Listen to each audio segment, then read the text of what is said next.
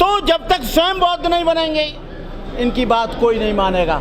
विदेशी लोग कहते हैं कि वो लोग हैं जो केवल हमसे चंदा लेने के लिए, पैसा लेने के लिए और अपनी राजनीतिक पहुंच बनाने के लिए ये काम करते हैं। भारत में जितने भी चाहे बौद्ध संगठन हुए, चाहे और अनुसूचित जाति के संगठन हुए, चाहे अंबेडकर संस्थाएं हुई, उनका हादसा इतना बुरा हुआ है जैसे कोई सड़क पे जैसे कुत्ता मर जाता है, कुत्ता का एक्सीडेंट हो जाता है, वैसे अनुसूचित जातियों की संस्थाओं की हत्या हुई है। मैं इसका उदाहरण देता हूँ। दलित पैंथर बनी, दलित पैंथर शिवसेना से बॉम्बे में टकराई, पूरे महाराष्ट्र में टकराई और दलित पैंथर में मैंने काम किया, लेकिन दलित पैंथर का आदमी शिवसेना में चला गया, जिस शिवसेना से हमारी वैचारिक लड़ाई थी। लॉर्ड बुद्धा क्लब रामराज ने चलाया, रामराज बीजेपी में चला गया, बीजेपी से इलेक्शन जीतकर एमपी बना।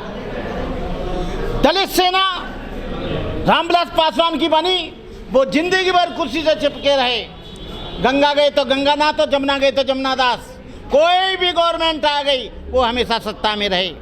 भीम आर्मी बनी, मैं और सुरजीत एडवोकेट इस चंद्रशेखर से जेल में मिले और इसने कहा कि भंते जी मुझे छुड़ा लो, और मेरी आप भी थे मंच पर, स्पीच वायरल हुई, 1 करोड़ से ज़्यादा लोगों ने सुना। हम लोगों ने, आप लोगों ने आंदोलन किया। इसने कहा मुझे मच्छर खाते हैं, खटमल खाते हैं, जल्दी मुझे बाहर निकालो। मैंने कहा तू राजनीतिक पार्टी तो नहीं बनाएगा। लेकिन जैसे ही वर्चस्व बढ़ता है वैसे ही वो आदमी एक पार्टी बना लेता है और वो अपना अस्तित्व सामाजिक सेवा में, सामाजिक संगठन में नहीं ढूंढता, बल्कि वो अपना अस्तित्व राजनीतिक पार्टी में ढूंढता है।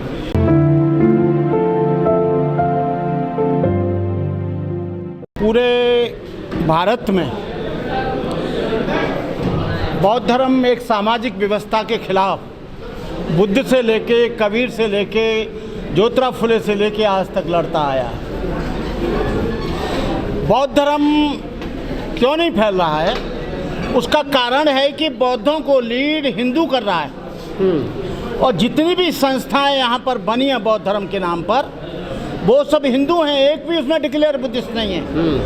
जब वो अपने परिवार को बौद्ध नहीं बना सकते, अपने लड़के को बौद्ध नहीं बना सकते, अपनी लड़की को बौद्ध नहीं बना सकते, अपनी पत्नी को बौद्ध नहीं बना सकते, समाज को बौद्ध कैसे बनाएंगे? उन्होंने ये तमाम दुकानें खोल रखी हैं। और दुकानें खोलने का मतलब है कि उनको केवल अंतर्राष्ट्रीय स्तर पर ये ख्याति चाहिए पूरे देश में बौद्धों के बीच में कि हम लोग काम कर रहे हैं। काम जब होगा जब ये बौद्ध होंगे, बौद्ध तो ये है नहीं। दूसरा, बौद्ध धर्म का जो इतिहास है, बौद्ध धर्म की आयु में भारत में केवल 50 और 60 वर्ष मानता हूँ। और कब से मानता हूँ? जब बाबा साहब अम्बेडकर ने बुद्धिज्म को एडॉप्ट किया, उसके बाद यहाँ बुद्धिज्म फैला। महाराष्ट्र में जो प्रो बुद्धिस्ट हैं उनकी संख्या करोड़ों में हो सकती है, लेकिन जो डिक्लेयर बुद्धिस्ट हैं उनकी संख्या केवल 92 लाख है। चाहे वो अरुणाचल के हों, असम के हों, मिजोरम के हों, मेघालय के हों, त्रिपुरा के हों, नागालैंड के हों, वेस्ट बंगाल के हों, चाहे वो महाराष्ट्र के हों या उत्तर प्रदेश के हों। उत्तर प्रदेश में, दिल्ली में 1.5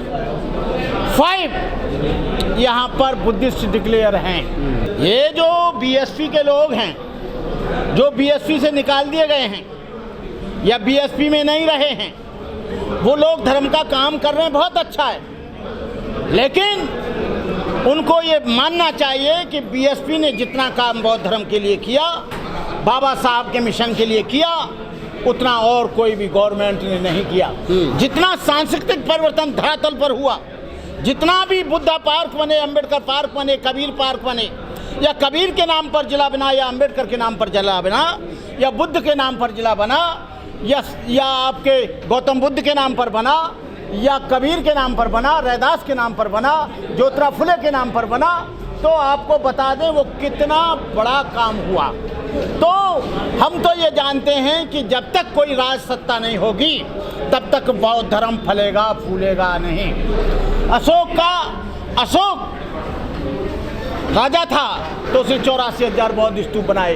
हर्षवर्धन था, कनिष्क था, कुषाण था, उनके कार्यकाल में बौद्ध। ये जब तक राजनीतिक सत्ता नहीं आएगी, कोई भी धर्म तभी फूलता फलता है जब उस पर राजनीतिक सत्ता होती है और राजनीतिक सत्ता उसको संरक्षण देती है, संरक्षण देकर अपने प्रचारकों को वो जगह जगह भेजते हैं। लेकिन आज तो कोई ऐसी संस्था नहीं जो बौद्ध भिक्षुओं का खर्चा उठाए। भगवान बुद्ध के समय में भी अनाथ पिंडक, प्रसेनजित, बिंबसार, सुजाता, विशाखा 500 बौद्ध भिक्षुओं को खाना देती थी।